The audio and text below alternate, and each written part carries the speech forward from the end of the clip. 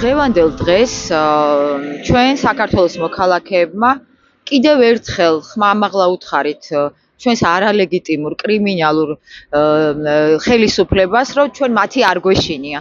მიუხედავად იმისა, რომ აქ არიან არა მხოლოდ მსხვილი და მცირე ბიზნესის წარმომადგენლები, მე წარდგენილი ვარ როგორც საჯარო სამსახურში მომუშავე პირი და ჩემთვის 100 მაგათ მეტი პასუხისმგებლობა არის ის, რომ ამ დროს ჩემი სიჩუმით შეიძლება უფრო მეტი გავაფუჭო, ვიდრე აქ დგომით.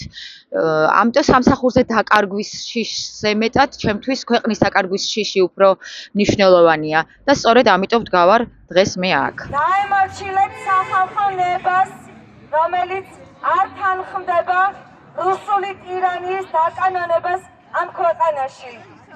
გაიფიცეთ საქართველოსთვის. საქართველო არ იყიდება.